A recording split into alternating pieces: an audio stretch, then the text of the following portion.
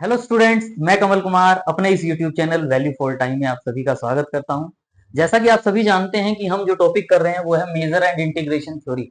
इसके अब तक हम 22 लेक्चर्स कर चुके हैं और आज हम 23rd लेक्चर करेंगे, लिबेग इंटीग्रेशन।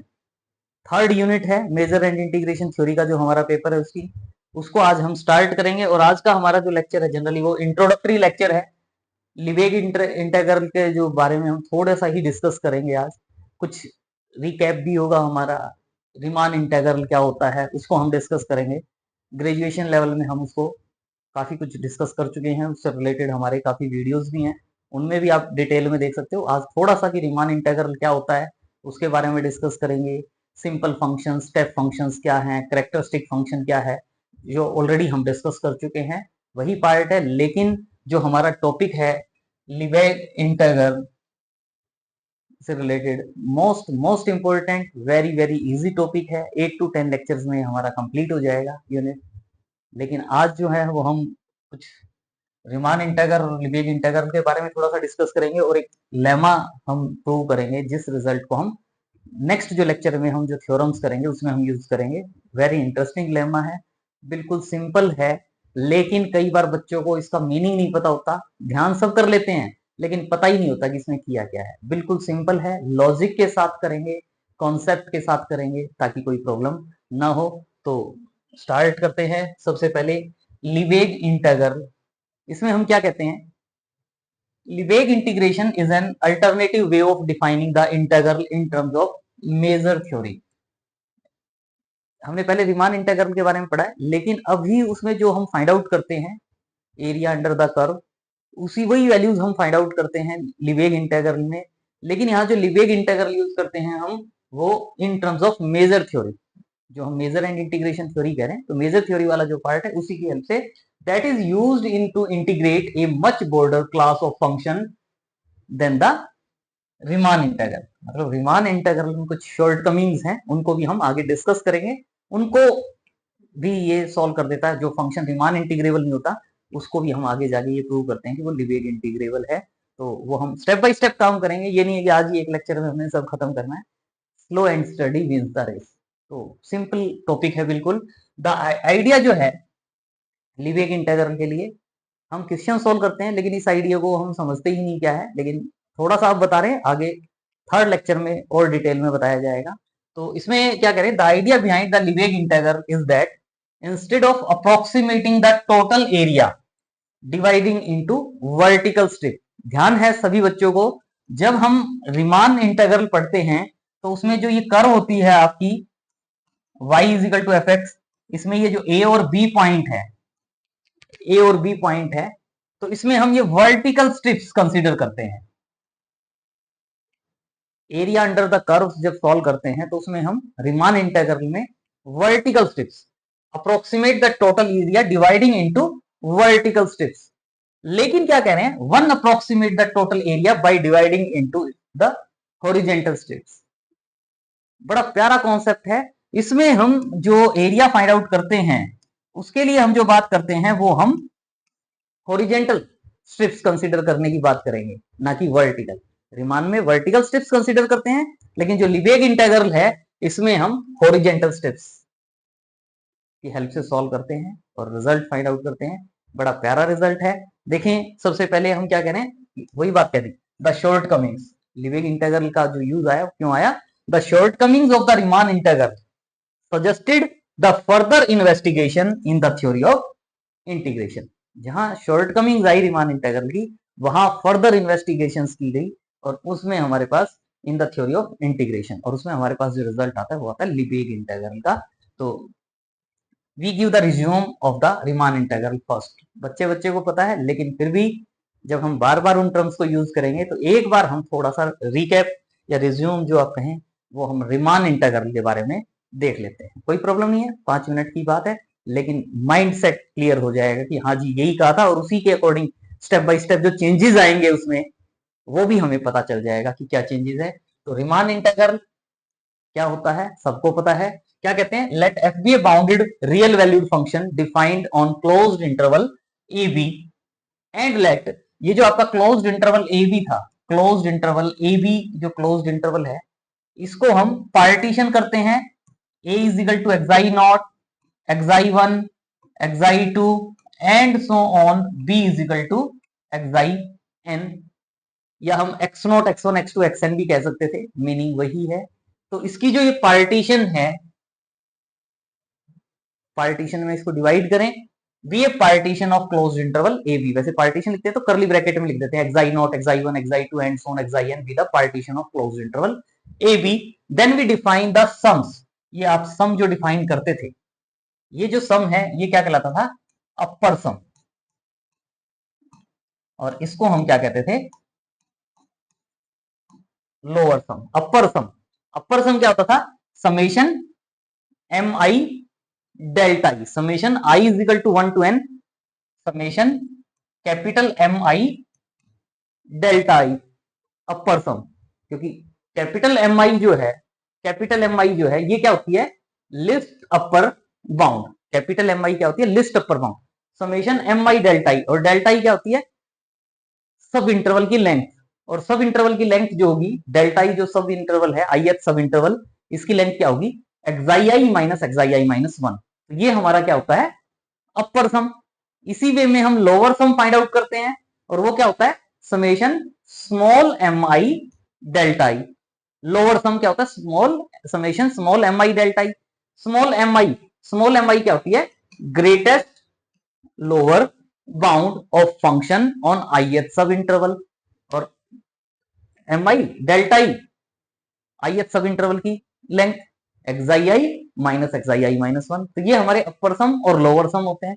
इसमें ये जो कैपिटल एम आई है, कैपिटल एम आई, ये क्या होती है? Least upper bound of F x. List upper bound of F x in ith sub interval, यानी सुप्रीमम ऑफ, ये यहां लिखें या यहां इसके साथ नीचे भी लिख सकते हैं, यानी इसको मैं ये भी लिख सकता था, supremum of xi i minus 1 is less than x is less than xi i f of x। ये यहां लिखा हुआ है। इसी वे में small M I is equal to infimum of xi I minus 1 is less than x is less than xi of fx। मतलब small M I क्या होती है? Least upper bound of fx in ith sub interval. मतलब ith sub interval में जो f of x की value होगी वो सबसे बड़ी वैल्यू, ith सब इंटरवल में f ऑफ x की सबसे बड़ी वैल्यू, लिस्ट अपर बाउंड भी कह सकते हो या supremum of fx in ith sub interval. इसी वे में स्मॉल एम आई को क्या कहते हो? ग्रेटेस्ट लोअर बाउंड भी कहते हो या इनफिमम ऑफ एफ एक्स, मतलब एफ एक्स की सबसे छोटी value in ith sub interval, greatest lower bound या इनफिमम। तो ये आपके अपर सम और लोअर सम होते हैं। लेकिन हम अपर सम और लोअर सम नहीं, हम रीमान इंटीग्रल की बात कर रहे हैं। तो रीमान इंटीग्रल की बात कर रहे हैं तो इसमें हमारे पास क्या होगा? Upper integral and lower integral. तो we define the upper Riemann integral of F. और upper Riemann integral of F को हम क्या लिख देते हैं? Integral from A to B. वैसे R stands for Riemann integral, A to B. और बी के साथ यहां जो पार्ट है बार का साइन, कई बार नीचे लगा देते हैं, कई बार ऊपर लगा देते हैं, कोई फर्क नहीं पड़ता भाई। अगर इंटीग्रल में ऊपर वाले में लगाया हुआ है तो अपर इंटीग्रल है, और नीचे की तरफ ये बार का साइन लगाया हुआ है तो इसका मतलब ये हम लोअर इंटीग्रल की बात कर रहे हैं। कहीं बी के नीचे आपको बार साइन मिल जाएगा, कहीं बी के ऊपर मिल जाएगा। ऊपर वाले पार्ट में हो तो अपर इंटीग्रल है। ए में जैसे यहां देखो, यहां ए में यहां है, यहां लगाओ या इंटीग्रल ए टू बी ये कह देते तो वो लोअर इंटीग्रल होगा। कोई डाउट करने की जरूरत नहीं है, रिप्रेजेंटेशन हम अपनी तरफ से भी कर सकते हैं। तो ये अपर रीमान इंटीग्रल है। और अपर रीमान इंटीग्रल क्या होता है? जितने भी अपर सम्स होते हैं, जितने भी पॉसिबल अपर सम्स होंगे, उन सभी अपर सम्स में जो सबसे छोटी वैल्यू होगी, यानी इनफिमम, मतलब जितने भी, ये एक अपर सम है। एक अपर सम किसके लिए? एक पार्टीशन के लिए। हमने ये एक पार्टीशन ली, इसके लिए एक अपर सम फाइंड आउट कर लिया।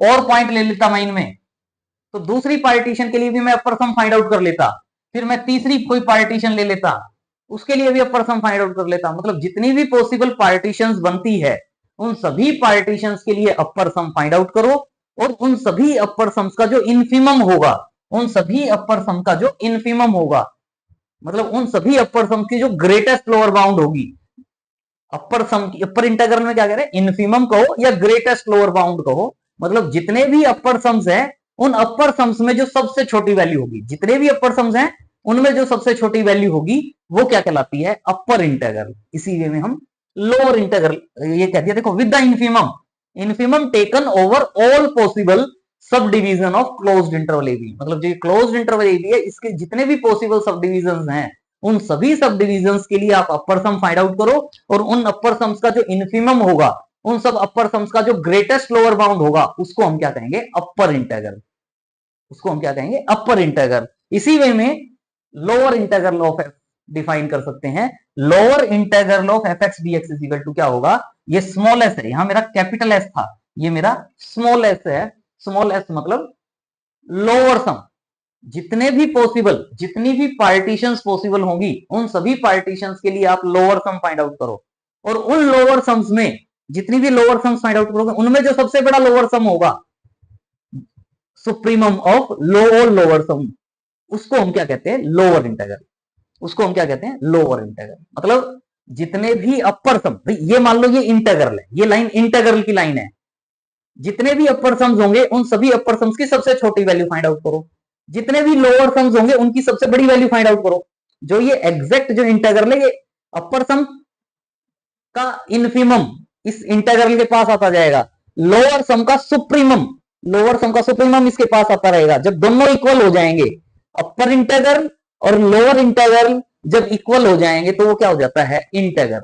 मतलब क्या कहते हैं? अपर सम्स में सबसे छोटी वैल्यू फाइंड आउट करो, लोअर सम में सबसे बड़ी वैल्यू फाइंड आउट करो, तो वो अपर इंटीग्रल और लोअर इंटीग्रल कहलाएंगे। और अगर ये दोनों इक्वल हैं, अगर ये दोनों इक्वल हैं, तो फंक्शन को क्या कहते हैं? R integrable. फंक्शन को क्या कहते हैं? R integrable. मतलब अगर मैं ये कहना चाहूं इसमें, अगर मैं यहां ये कहता हूं कि ये मैंने अपर इंटीग्रल फाइंड आउट किया, integral from A to B F D X find out किया, ये अपर इंटीग्रल है।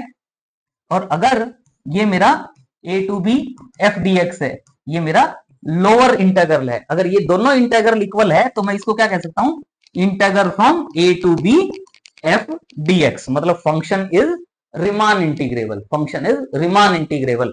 अपर integral is equal to lower integral is equal to integral, तो हम कहते हैं function is R integrable, Riemann integrable. So वही बात, मैंने अभी अपर सम्स को ऊपर लिया था, लोअर सम को नीचे लिया था। इंटीग्रल अपर सम ऊपर, लोअर सम नीचे। अपर सम हमेशा इंटीग्रल से बड़ा रहेगा।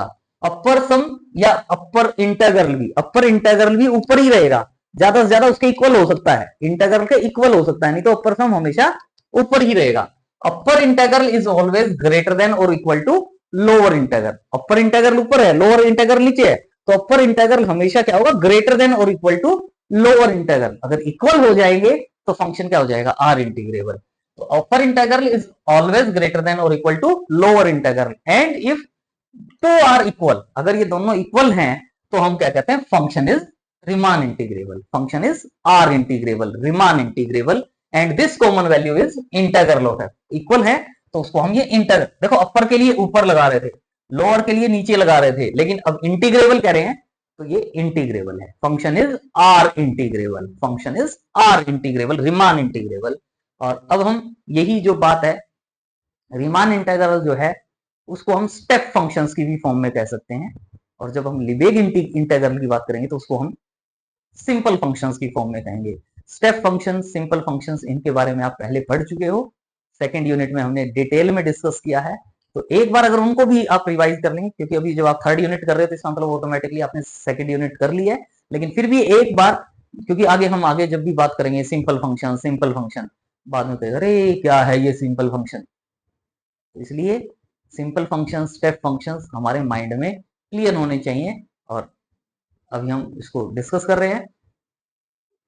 चैनल सब्सक्राइब नहीं किया तो प्लीज सबसे पहले चैनल को सब्सक्राइब करना, कमेंट बॉक्स में मेंशन करना कि आपको कैसा लेक्चर लगा, और वीडियो को लाइक भी करना है।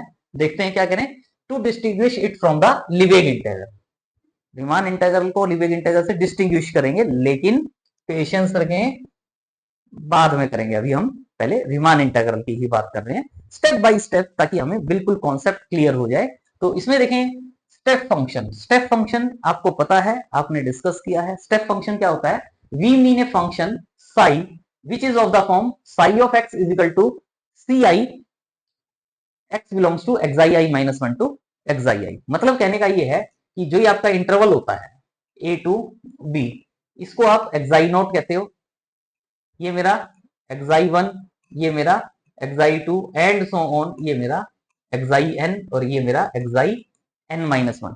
तो हम जो बात कर रहे हैं, किसकी बात कर रहे हो, याद है, स्टेप फंक्शन की। तो इसका मतलब क्या है कि मैं ये कह रहा हूं कि ये मेरा जो ये पहला सब इंटरवल है, इस सब इंटरवल में साई एक्स की वैल्यू क्या कह रहा हूं, C1। इस सब इंटरवल में फाई एक्स की वैल्यू क्या कह रहा हूं, C2। इस लास्ट सब इंटरवल में क्या कह रहे हैं, Cn। तो psi X is equal to C I अगर x belongs to एक्साई I -1 to एक्साई I, तो ये हमारा क्या कहलाता है, स्टेप फंक्शन। ये क्या कहलाता है, स्टेप फंक्शन। जैसे आप पढ़ते हो सिग्नम एक्स फंक्शन जो पढ़ते हो, क्या कहते हो, mod X upon X if X is not equal to 0,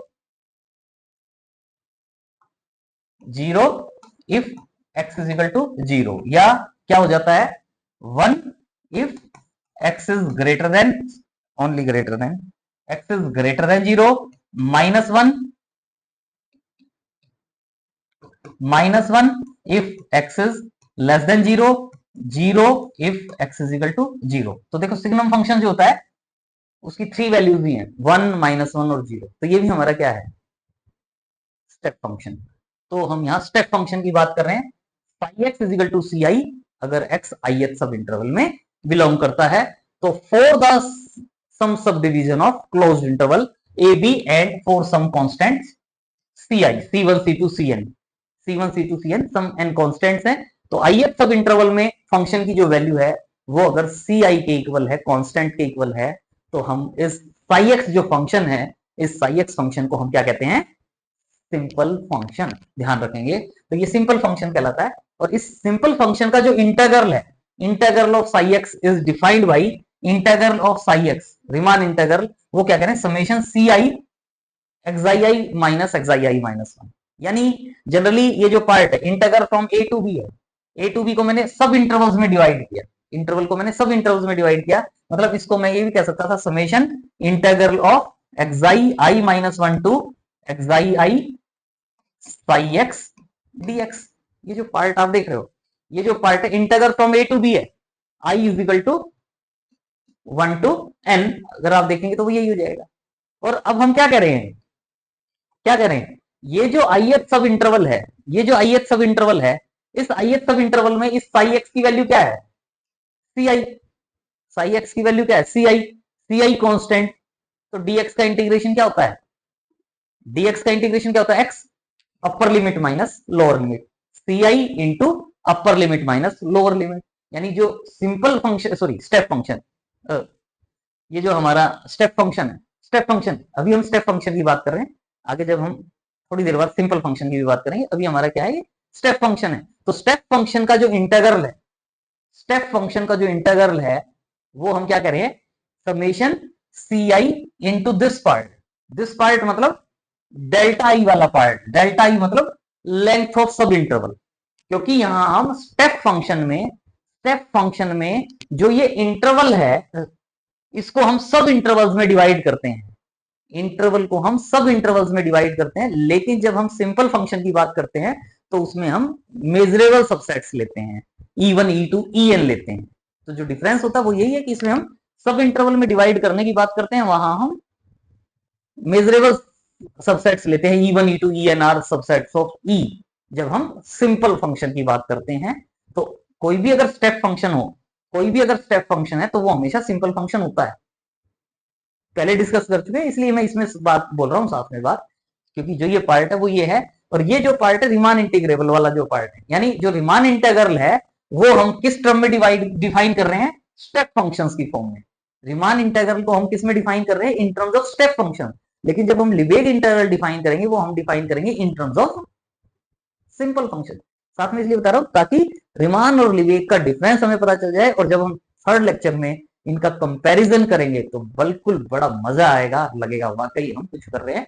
इसीलिए जो फर्स्ट 2 लेक्चर्स हैं, आगे के जो हमारे लेक्चर्स होंगे उनमें इनका यूज होगा, तो उस पॉइंट ऑफ व्यू से भी करना जरूरी है। तो वही है, अगर हम अपर रीमान इंटीग्रल की बात करते हैं तो अपर रीमान इंटीग्रल क्या हो जाता है कि integral of Sai x D x और उनका इन्फीमम। पहले हम क्या ले रहे थे, यहां हम इंटेग्रल वाले पार्ट में क्या ले रहे थे, अपर इंटेग्रल। पहले हमने जब रीमान इंटेग्रल की बात की थी तो यहां अपर इंटेग्रल लिया था, लेकिन अब अपर इंटेग्रल के प्लेस पर मैंने यहां क्या लिख दिया, स्टेप फंक्शन। तो अपर की बात कर रहा हूं तो साथ में मुझे साई एक्स के बारे में कुछ और भी कहना चाहिए। क्या, for all step functions Sai X is greater than और इक्वल टू एफ एक्स। मतलब यहां मैं जो ये साई एक्स लिख रहा हूं अपर इंटेग्रल में जो इन्फीमम के साथ ये जो पार्ट लिख रहा हूं, इसमें स्टेप फंक्शन तो है, लेकिन कैसे स्टेप फंक्शंस हैं, जो ग्रेटर देन और इक्वल टू एफ एक्स होंगे। मतलब मैं यहां कोई भी स्टेप फंक्शन लिखूं, लेकिन वो स्टेप फंक्शन क्या होना चाहिए, ग्रेटर देन और इक्वल टू एफ एक्स, उन सबका इंटेग्रल। क्योंकि मुझे स्टेप फंक्शन का इंटेग्रल फाइंड आउट करने का फॉर्मूला दे दिया है, स्टेप फंक्शंस का इंटेग्रल फाइंड आउट करने का फॉर्मूला दे दिया। तो जितने भी स्टेप फंक्शंस हैं ग्रेटर देन और इक्वल टू एफ एक्स, उन सबका इंटेग्रल सॉल्व करूं, और उन सबकी जो सबसे छोटी वैल्यू होगी, उनका जो इन्फीमम होगा, उसको मैं क्या कहूंगा, अपर इंटेग्रल। उसको मैं क्या कहूंगा, रीमान अपर इंटेग्रल। और इसी वे में अगर मैं ये लोअर लिमिट के साथ बार का साइन है, लोअर रीमान इंटेग्रल की बात कर रहा हूं, तो क्या कह रहा हूं, integral of phi X D X. लेकिन ये फाई एक्स है तो स्टेप फंक्शंस, लेकिन कैसे स्टेप फंक्शंस होंगे, लेस देन और इक्वल टू एफ एक्स। वो सभी step functions phi X is less than और इक्वल टू क्या है, एफ एक्स। उन सबका स्टेप फंक्शंस है, उन सबका इंटेग्रल फाइंड आउट करो जो छोटे हैं या इक्वल है एफ एक्स से, उन सबका इंटेग्रल फाइंड आउट करो, और उनका जो सुप्रीमम होगा, उनमें जो सबसे लोअर इंटेग्रल वाले में सबसे बड़ी वैल्यू निकालेंगे, अपर इंटेग्रल वाले में सबसे छोटी वैल्यू निकालेंगे, ताकि दोनों जब इक्वल आए तो वो इंटेग्रल वाले पार्ट के इक्वल आ जाए। तो इसके लिए क्या करें, लोअर इंटेग्रल में क्या करें, सबसे बड़ी वैल्यू किनकी, लोअर इंटेग्रल वाला जो पार्ट था उनकी, और जब ये दोनों इक्वल होंगे तो वो इंटीग्रेबल हो जाएगा। तो यहां हमने जो रीमान इंटेग्रल डिफाइन किया है, वो रीमान इंटेग्रल किस टर्म में डिफाइन किया है, इन terms of step functions. Riemann integral को हमने डिफाइन किया है इन टर्म्स ऑफ स्टेप फंक्शन। और आपने रीमान इंटेग्रल में ये एग्जांपल किया ही हुआ है, एफ ऑफ एक्स की वैल्यू अगर 1 है इफ एक्स इज रैशनल, और 0 है अगर एक्स इररेशनल है, तो आप इसमें देखते हैं कि ये फंक्शन आर इंटीग्रेबल नहीं होता। क्योंकि अपर इंटेग्रल फाइंड आउट करते हो तो अपर इंटेग्रल बच्चे को पता है कैसे फाइंड आउट करते हैं, सॉल्व करते हो तो ये ए टू बी लिमिट की बात करते हैं तो अपर इंटेग्रल आता है बी माइनस ए, और जब लोअर इंटेग्रल सॉल्व करते हो तो वो वाली वैल्यू आती है 0। Upper integral is not equal to lower integral. इसको सॉल्व नहीं करके दिखा रहे, अगर किसी ने इसका सॉल्यूशन देखना हो तो ग्रेजुएशन का जो हमने रीमान इंटेग्रल का टॉपिक डिस्कस किया है उसमें कैसे इसको सॉल्व करोगे उसका पता है, उसमें सॉल्व किया हुआ है ये एग्जांपल, उसको आप कर सकते हो। तो इसका मतलब ये जो एग्जांपल आप देख रहे हो ये नॉट इंटीग्रेबल, मतलब रीमान इंटीग्रेबल नहीं है, लेकिन आगे हम प्रूव करेंगे कि ये लिबेग इंटीग्रेबल है। देखते हैं कैसे करेंगे, वो बाद की बात है, लेकिन कोई बात नहीं, लेकिन अभी हमें पता होना चाहिए कि ये रीमान इंटीग्रेबल नहीं है। अब हम आते हैं Lebesgue integral of a bounded function over a set of finite measure. Over a set of finite measure, वो सेट जिनकी मेजर फाइनाइट होगी उनके लिए हम लिबेग इंटीग्रल, और वो जो बाउंडेड फंक्शन होंगे उसके लिए हम कैसे सॉल्व करेंगे इन टर्म्स ऑफ सिंपल फंक्शन। तो उससे पहले हम कैरेक्टरिस्टिक फंक्शन की भी बात करेंगे। तो वही है, बात यही है, the above example shows some of shortcomings of Riemann integral. जो एग्जांपल था वो शॉर्टकमिंग है रीमान इंटीग्रेबल की भी, फंक्शन रीमान इंटीग्रेबल नहीं है। लेकिन आगे हम बात करेंगे in particular we would like to a function.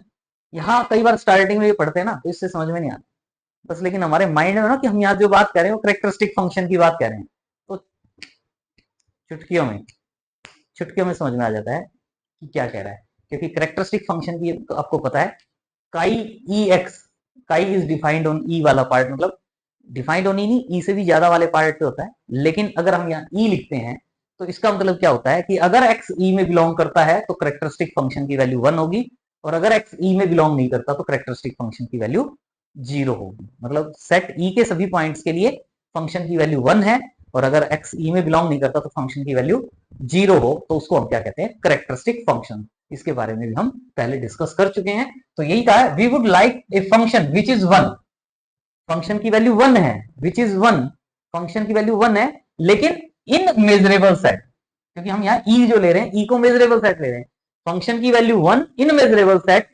And 0 elsewhere, and 0 elsewhere, मतलब ई का अगर कोई पॉइंट नहीं है तो वहां फंक्शन की वैल्यू क्या है, 0 है, to be integrable and have its integral the measure of set.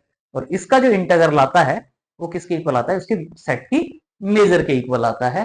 तो द फंक्शन काई इज डिफाइंड बाई काई एक्स, ये होता है कैरेक्टरिस्टिक फंक्शन, इसको हम क्या कहते हैं, कैरेक्टरिस्टिक फंक्शन।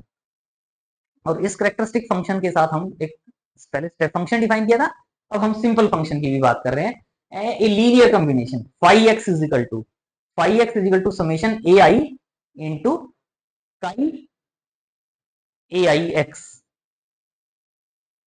फाई एक्स, इसको हम क्या कहते हैं, सिंपल फंक्शन, इसको हम क्या कहते हैं, simple function. If the sets A I R measurable, if the sets A I R measurable, इसका मतलब ये है कि अगर x ए आई में बिलोंग करता है, अगर x ए आई में बिलोंग करता है तो जो फाई एक्स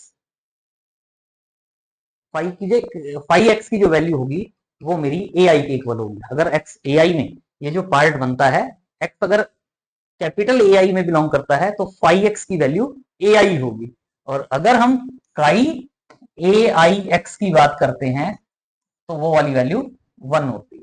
और ये जो a1 a2 an है ये डिसजॉइंट मेजरेबल सेट्स होते हैं, क्योंकि यहां से जो ये पार्ट आप देख रहे हो, अगर ये जो पार्ट आप देख रहे हो, अगर मैं इसको लिखूं, देखो इसको अगर मैं लिखता हूं a1 summation i is equal to 1 to n a1 काई A I X plus a2 chi a2x plus so on plus ai chi A I X plus so on A N chi A I x. तो आपको पता है कि अगर x ए आई में belong करता है तो काई ए आई एक्स की वैल्यू 1 होगी, यानी ये जो वैल्यू आप देख रहे हो, अगर मैं ये कहता हूं कि x जो है वो ए आई में बिलोंग करता है, अगर x ए आई में बिलोंग करता है तो काई ए आई एक्स की वैल्यू 1 होगी, बाकी ये सारे के सारे 0 हो जाएंगे। तो इसका मतलब क्या हुआ कि अगर x ए आई में बिलोंग करता है, ये वाली वैल्यू किसकी थी, फाई एक्स की, अगर x ए आई में बिलोंग करता है तो फाई एक्स की जो वैल्यू है वो क्या हो जाएगी, ए आई। जैसे पहले कहा था, पहले भी हमने ये कहा था हमने, लेकिन वहां क्या था, आई एथ सब इंटरवल, वहां मेरे पास क्या था, आई एथ सब इंटरवल, यानी x X I I minus 1 to एक्साई I ith sub interval था। तो उसमें हमने कहा था phi X is equal to A I कह लो, सी आई कह लो, C1 C2 CN को, A1 A2 AN को, तो वहां हमने psi X is equal to A I का था। अब वही वाली बात यहां कह रहे हैं कि अगर x यहां आई एथ सब इंटरवल था, लेकिन यहां मेरे पास आई एथ मेजरेबल सेट हो गया, मतलब वहां जो मेरे पास पार्टीशन थी, स्टेप फंक्शन के केस में जो पार्टीशन थी वो इंटरवल थे, सब इंटरवल थे। लेकिन जो मैं ये बात कर रहा हूं सिंपल फंक्शन की, सिंपल फंक्शन के केस में मेरे पास मेजरेबल सेट्स हैं A1 A2 AN। अब ये देखो, ये मैं कहूं ये जो पार्ट है ये भी तो मेजरेबल सेट है, इसका मतलब क्या हुआ कि जो मैंने स्टेप फंक्शन का है भाई इसको मैं मेजरेबल सेट कह दूं, तो इसका मतलब जिसको मैं स्टेप फंक्शन कह रहा था तो वो स्टेप फंक्शन भी सिंपल फंक्शन हो जाएगा। यानी कहने का मतलब ये है कि जितने भी हमारे सब इंटरवल्स हैं ये सारे के सारे मेजरेबल सेट्स हैं, और ये मेजरेबल सेट्स हैं तो इसका मतलब क्या हुआ कि अगर कोई स्टेप फंक्शन है तो वो हमेशा सिंपल फंक्शन होता है, लेकिन सिंपल फंक्शन जो है वो जरूरी नहीं होता कि वो स्टेप फंक्शन हो। तो इसका मतलब यहां हम सिंपल फंक्शन डिफाइन कर रहे हैं, if the sets A I R measurable, मतलब यहां हमने पार्टीशन तो ली सेट की, लेकिन वो जो पार्टीशन हम ले रहे हैं वो मेजरेबल सेट्स की ले रहे हैं, A1 A2 AN। The representation of phi is not unique, जो ये रिप्रेजेंटेशन है फाई की ये यूनिक नहीं होती, डिफरेंट पॉसिबिलिटीज के लिए हम डिफरेंट इस टाइप की पॉसिबिलिटी बना सकते हैं। तो यहां हम क्या कह रहे हैं कि ये हमारा फाई एक्स जो है वो हमारा क्या कहलाएगा, simple function. So however we note that, यहां हमने देखा ये इस फंक्शन फाई को हम क्या कहते हैं, simple. We note that phi is simple लेकिन कब? If and only if it is measurable and assume a finite number of values, यानी ये जो वैल्यूज हैं a1 a2 an, ये हमारी क्या हो? Finite values. Summation i is equal to 1 to n भी यूज कर रहे थे। So phi is simple function, phi is simple function, and ये जो वैल्यूज हैं a1 a2 an, the set of non zero values of phi. ये जो values हैं, अभी आगे हम जो बात करना चाह रहे हैं वो हम ये बात करना चाह रहे हैं कैनोनिकल रिप्रेजेंटेशन की। कई बार बच्चे इसमें आगे गड़बड़ कर देते हैं, इसीलिए मैंने कहा था तो जो लेमा करेंगे ना, देखने में लगेगा कि कुछ नहीं किया, लेकिन बहुत कुछ करते हैं उसमें हम, बहुत अच्छा रिजल्ट बनता है वो हमारा। तो यहाँ क्या करें, अगर हम ये करें फाई सिंपल फंक्शन है और ये जो a1 a2 an है ये सारी की सारी मेरे पास क्या है? नॉन जीरो वैल्यूज हैं। तो देन वही phi is equal to summation ai chi ai, वही phi X is equal to जो कहा था x लगाएंगे तो यहाँ भी x आ जाएगा। और ai जो है ai, कैपिटल ai कैसा सेट है? वो x है इसमें जिनके लिए फाई ऑफ x की वैल्यू ai के इक्वल है। फाई ऑफ x की वैल्यू ai के इक्वल है। This representation of phi is called the canonical representation, यानी ये जो रिप्रेजेंटेशन है इसको हम क्या कहेंगे? Canonical representation. And it is characterized by the fact that, ध्यान से पढ़ लेना, फैक्ट दैट ai जो है वो सभी के सभी क्या है? ai क्या है? डिसजॉइंट है। एंड ये लाइन भी पढ़ लेना, कई बार इस पे ध्यान नहीं देते। कैनोनिकल रिप्रेजेंटेशन में क्या कह रहे हैं कि ये सारे के सारे ai जो हम यहाँ ले रहे हैं ना, समेशन ai काई ai, ये सारे के सारे ai डिसजॉइंट हैं। a1 a2 an जिनकी हम बात कर रहे हैं डिसजॉइंट है, और साथ में जो नंबर्स हैं a1 a2 an non zero तो है ही, साथ में डिस्टिंक्ट भी हैं। अगर ये डिस्टिंक्ट हैं तब हम इसको क्या कह रहे हैं? Canonical representation. तब ये क्या कहला रही है? Canonical representation. ध्यान देंगे। अब इससे रिलेटेड हम इंटीग्रल की फॉर्म में रिजल्ट को डिफाइन करेंगे, या जैसे लिबेग इंटीग्रल की हम बात करते हैं तो वही वाला कॉन्सेप्ट आ जाता है, यानी in terms of simple function. Riemann integral हमने डिफाइन किया था in terms of step function. So definition में क्या करें? If phi vanishes outside a set of finite measure, phi vanishes outside a set of finite measure, we define the integral of phi as, phi का integral define कर रहे हैं, integral of phi as integral of phi X D X. Phi हमने क्या, ये लिख लिया है, फाई हमने क्या कहा था? Summation ai chi ai, phi is equal to क्या है? Summation ai chi ai। तो इसका जो इंटीग्रल होगा, इस फाई का जो इंटीग्रल होगा वो क्या हो जाएगा? Summation ai into measure of ai।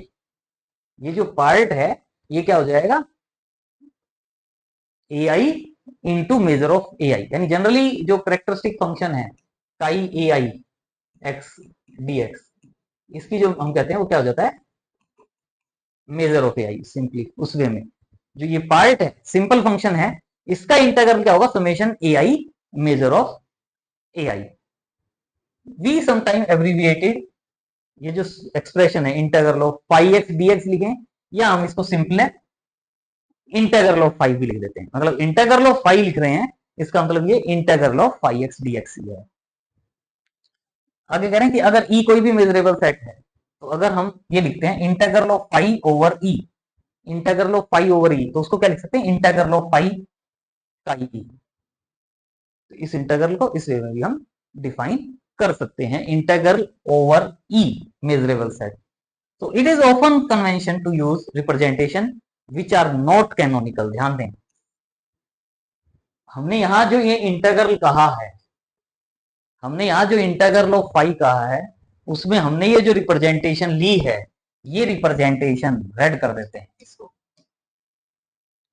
ये इंटीग्रल ऑफ फाई की जब हमने बात की थी तो इसमें हमने ये कैनोनिकल रिप्रेजेंटेशन के बारे में कहा था, लेकिन अभी जो हम लेमा यूज कर रहे हैं उसके लिए कह रहे हैं now we open convenient to use representation which are not canonical. जो कैनोन, ये तो कैनोनिकल थी लेकिन कैनोनिकल नहीं है, तो उसके लिए भी हम क्या यूज कर सकते हैं? तो वो वाला पार्ट हम एज ए लेमा प्रूव कर रहे हैं। We prove the following lemma is useful word. Next lecture में जो नेक्स्ट थ्योरम करेंगे उसमें तो इस लेमा का यूज होगा ही होगा, लेकिन क्या कह रहे थे? ये कैनोनिकल रिप्रेजेंटेशन के लिए हमने इंटीग्रल डिफाइन किया है। अगर ये रिप्रेजेंटेशन हम लिखें कोई फाई की, जैसे ये लिखी है रिप्रेजेंटेशन, अगर ये कैनोनिकल नहीं हो तो इसका इंटीग्रल क्या फाइंड आउट करेंगे, कैसे करेंगे, वो भी सेम ही आता है। लेकिन देखें, पता होना चाहिए, हमने पहले जो डिफाइन किया वो कैनोनिकल के लिए है। अब हम लेमा में जो पार्ट कर रहे हैं, देखें क्या कहा गया। देखें इसमें जो वर्ड यूज किया है, बड़ा प्यारा लेमा है, बड़ा इजी लेमा है, लेकिन इंपॉर्टेंट भी है। If E1, E2 and so on En are disjoint measurable subsets of E, ये E के डिसजॉइंट मेजरेबल सबसेट्स हैं, then every linear combination, every क्या वर्ड यूज किया है, every linear combination, canonical representation की बात नहीं कही, ये नहीं कहा कि ये जो C1, C2, Cn है ये सारे के सारे डिस्टिंक्ट हैं, क्या कहा, with real coefficient C1, C2 and so on Cn।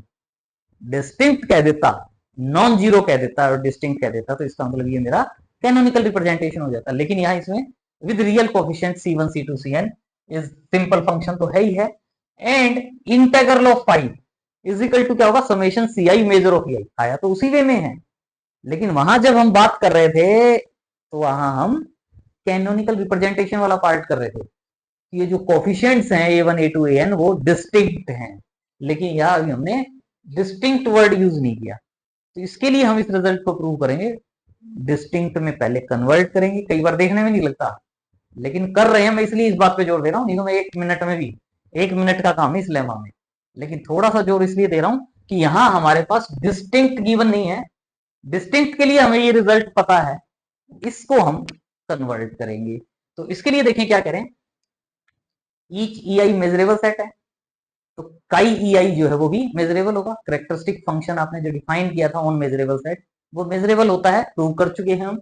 Each EI is measurable, सो काई EI आर मेजरेबल फंक्शंस, और ये मेजरेबल फंक्शन है तो फाई क्या है, linear combination of measurable function, ये मेजरेबल, फाई क्या है, linear combination of measurable function, इसका मतलब फाई भी क्या हो जाएगा, मेजरेबल, फाई भी मेजरेबल है।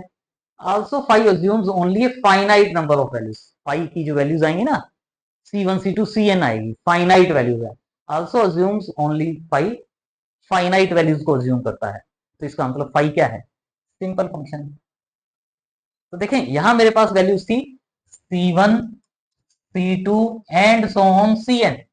अब मैं यहां क्या कह रहा हूं, A1, A2 and so on Ak denotes the non-zero distinct real numbers for phi, जो phi है assumes, पहले हम क्या करते थे, phi ये इन वैल्यूज को अज्यूम करता है, अब मैंने क्या कह दिया, phi इन वैल्यूज को अज्यूम करता है, लेकिन साथ में मैंने वर्ड यूज कर दिया कि ये वैल्यूज क्या हैं, डिस्टिंक्ट हैं, ये वैल्यू क्या है, डिस्टिंक्ट है। भाई हो सकता है कि ये जो A1 है, A1 जो है A1 वो C1 के इक्वल भी हो जाए और C3 के, भाई इनमें से एक C1 और C3, भाई इसमें ये C1 और C3, भाई मैंने क्या कहा, डिस्टिंक्ट नहीं गए, तो हो सकता है C1 और C3 इक्वल हो, तो उन C1 और C3 को मैं क्या कह सकता हूं, A1, A1 is equal to C1 की फॉर्म में। ये मत समझना A3 is equal to C3, ये C3 की बजाय मान लो CL कह दूं मैं, ताकि कंफ्यूजन ना हो, तो C1 और CL इक्वल है, तो C1 is equal to CL is equal to A1 कह सकता हूं। A2 is equal to C2 और CP, C2 और CP बीच में आगे कहीं इक्वल हो, और C क्यू ये इक्वल हो, तो उनको मैं क्या कह सकता हूं, A2। मतलब इनमें जो वैल्यू रिपीट हो रही है, सिंपल सा फंडा है, जो वैल्यू रिपीट हो रही है एक किस्म से ये कह लो वो छोड़ दी हमने, लेकिन ऐसे भी नहीं छोड़ी, क्योंकि C3 के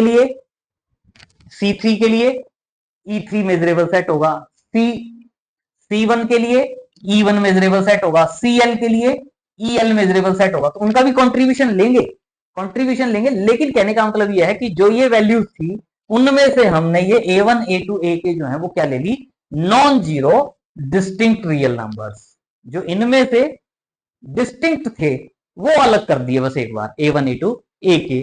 सो for each J is equal to 1 to K, J is equal to 1 to K, मैंने क्या किया कि अब जैसे मैंने ये जो A1 था, मान लो इस A1 वैल्यू के लिए, इस A1 वैल्यू के लिए मैंने कैपिटल A1 सेट बनाया, A1 सेट बनाया, और वो क्या बना दिया मैंने, यूनियन ऑफ E1, ये जो CI is equal to AJ, पहले अगर लिखूं union of CI is equal to A1, और यहां CI, तो अगर C1 A1 के इक्वल है तो ये मेरे पास क्या हो गया, E1 यूनियन, और Cl भी एक इक्वल था तो यूनियन EL। मतलब इसमें मेरे पास दो जो सेट थे C1 और Cl, C1 और Cl के कॉरस्पॉन्डिंग जो मेजरेबल सेट थे उनकी यूनियन बना के मैंने क्या बना दिया, A1। मतलब कहने का ये है कि मेरे पास पहले क्या थे, E1 E2 E1 E2 and so on En थे, E1 E2 En थे मेजरेबल सेट्स, लेकिन अब इनसे मैंने क्या बना दिए, इनसे मैंने क्या बना दिए, C1 ये capital A1 capital A2 and so on capital AK। हो सकता है इनमें से कोई दो की यूनियन इसमें आ गई, कि नहीं तीन की यूनियन इसमें आ गई। बस मैं क्या कर रहा हूं, कैनोनिकल रिप्रेजेंटेशन में कन्वर्ट करने की बात कर रहा हूं। ये जो पार्ट मैं कर रहा हूं ये मैं कैनोनिकल रिप्रेजेंटेशन में कन्वर्ट कर रहा हूं। क्या कह दिया, अगर मैंने ये जो बातें बताई है ना, इनको ध्यान दिए बिना करोगे तो ये लगेगा कुछ नहीं है, लेकिन ये जो बात मैं बता रहा हूं इनसे हमें बिल्कुल एग्जैक्ट जो कॉन्सेप्ट है वो माइंड में जाएगा। कहने को तो मैं सीधा ये कह सकता था ये डिस्टिंक्ट है, J is equal to 1 to K, मैंने AJ ये डिफाइन कर दिया। ये सारी बातें जो बताइए कि क्या कर रहे हैं इसमें बच्चों को पता ही नहीं चलता। 100% श्योरिटी के साथ कह रहा हूं, बच्चे इस क्वेश्चन को सोल्व कर देते हैं लेकिन पता नहीं चलता, क्योंकि इन बातों पे वो ध्यान देते ही नहीं है। इन बातों पे ध्यान देंगे तो पता चलेगा। पहले ये डिस्टिंक्ट नहीं कह रहा क्वेश्चन में, इनको हम पहले डिस्टिंक्ट में कन्वर्ट कर रहे हैं। क्यों कर रहे हैं, क्योंकि मैं इसको कैनोनिकल रिप्रेजेंटेशन की हेल्प से, कैनोनिकल रिप्रेजेंटेशन के लिए हमने इंटीग्रल की वैल्यू कही है तो उसमें कन्वर्ट कर रहे हैं बस। तो इसके लिए क्या कहते हैं, E J is equal to union of C I is equal to E J E I. और एजे की जो वैल्यू होगी, एजे उसकी वैल्यू क्या होगी, इसको भूल जाओ चाहे एक बार, पहले ये देख लो एजे इज इक्वल टू, एजे में वो एक्स होते हैं जिनके लिए फाइव एक्स की वैल्यू क्या होगी, एजे, या एक्स है तो क्या हो गया फाइव इनवर्स एजे। ये जो लिखा जाता है वो इससे लिखा जाता है फाइव इनवर्स एजे। तो कैपिटल एजे ये है, तो इसका मतलब मैं क्या कह सकता हूं, फाइव इज इक्वल टू, मैंने क्या कह दिया, phi is equal to summation E J chi E J, क्योंकि ये A1 A2 A के क्या हो गए disjoint, distinct, sorry small A1 A2 A के क्या है, डिस्टिंक्ट है। तो अब ये पहले वाली रिप्रेजेंटेशन की बजाय मैं अब ये रिप्रेजेंटेशन ले रहा हूं, इसकी हेल्प से मैं इसको इसमें कन्वर्ट करूंगा। तो फाइव को मैं ये भी लिख सकता था, ये ऊपर वाला फाइव को मैं ये भी लिख सकता था, लेकिन जो ये रिप्रेजेंटेशन की है उसके हिसाब से ये भी लिख सकता हूं। दोनों को अगर आप चेक करके देखोगे ना, ये वाली वैल्यू और ये वाली वैल्यू आपको सेम मिलेगी। ये जो पार्ट आपको मिलेंगे ये सेम मिलेंगे, अगर जो मैंने बताया है उसके अकॉर्डिंग लिख के देखेंगे तो ये फाइव आ गया। लेकिन अब ये मेरी कैनोनिकल रिप्रेजेंटेशन है, और कैनोनिकल रिप्रेजेंटेशन है, यहां नहीं थी कैनोनिकल। अगर ये कैनोनिकल होती तो इसका इंटीग्रल ये डायरेक्ट आ जाता। मैंने पहले इसको कैनोनिकल रिप्रेजेंटेशन में कन्वर्ट किया और मैं इसके इंटीग्रल की बात करूंगा। सो इसका मतलब इंटीग्रल, जब ये कैनोनिकल रिप्रेजेंटेशन होती है तो इसका इंटीग्रल इज इक्वल टू क्या हो जाता है, summation E J into measure of E J वाला पार्ट हो जाता है। तो integral of five is equal to summation E J measure of E J. लेकिन एजे जो है, एजे हमने क्या डिफाइन किया था, समेशन एजे मेजर ऑफ, ये जो एम जो है वो मेजर ऑफ दिस सेट है, मेजर ऑफ एजे, एजे के प्लेस पर क्या लिखे, union C I is equal to A J E I. और इस पार्ट को मेजर, यूनियन की मेजर जो है उसको मैं किसमें कन्वर्ट कर सकता हूँ, समेशन में। लेकिन इक्वल टू जब कन्वर्ट करता हूं जब ये मेरे पास यहाँ जो सेट्स होते हैं ये डिसजॉइंट, नहीं तो हम लेस देन और इक्वल टू लिखते। यहाँ हमने इक्वल टू का साइन क्यों यूज किया, क्योंकि यहाँ जो ई आई है वो क्या है, डिसजॉइंट है। तो इस यूनियन को मैं किसमें कन्वर्ट कर सकता हूँ, समेशन में। इस यूनियन को मैं किसमें कन्वर्ट कर सकता हूँ, समेशन में। देखो यहाँ मेरे j इजिकल टू 1 2 के थे, यहाँ समेशन आ गया सी आई इजिकल टू एजे। मतलब अगर a1 is equal to c1 is equal to cl है, तो इसका मतलब यहाँ जब मैं j की वैल्यू 1 पुट करूंगा a1 आएगा, तो इस समेशन में मेरे पास दो वैल्यू आ जाएगी। क्या आ जाएगी, मेजर ऑफ E1 भी आ जाएगी और मेजर ऑफ EL भी आ जाएगी। तो A2 के लिए तीन वैल्यूज इक्वल होंगी तो तीन आ जाएंगी, यानी टोटल ये जो वैल्यू है वो किस में कन्वर्ट हो जाएगी, summation i is equal to 1 to n C I measure of E I. ये पार्ट कहो या ये पार्ट कहो, दोनों की वैल्यू सेम होगी। और यही हमने प्रूव करना था कि इंटीग्रल की वैल्यू ये होगी। देखें यही था, फाइव की वैल्यू ये गिवन थी, integral of five is equal to ये प्रूव करना था। तो ये हमारा जो है रिक्वायर्ड रिजल्ट हो जाएगा जो हम प्रूव करना चाहते थे। अब हम इससे रिलेटेड थ्योरम जो है वो हम नेक्स्ट लेक्चर में करेंगे, क्योंकि बहुत ज्यादा हो जाएगा। लेकिन slow and steady wins the race, धीरे धीरे करें कोई प्रॉब्लम नहीं है, लेकिन कॉन्सेप्ट्स क्लियर होने चाहिए। और कोई प्रॉब्लम नहीं आएगी। स्टेप बाय स्टेप हम काम करेंगे। कमेंट बॉक्स में जरूर मेंशन करें कि आपको आज का लेक्चर कैसा लगा। चैनल सब्सक्राइब नहीं किया तो प्लीज प्लीज प्लीज सबसे पहले चैनल को सब्सक्राइब करें। लाइक भी बनता है, करें लाइक। और अपने फ्रेंड सर्कल में भी वीडियो को शेयर करें, उन्हें भी मोटिवेट करें कि वो भी चैनल को सब्सक्राइब करें ताकि उनको भी इन वीडियोस का बेनिफिट हो। So thanks for watching, see you in next video.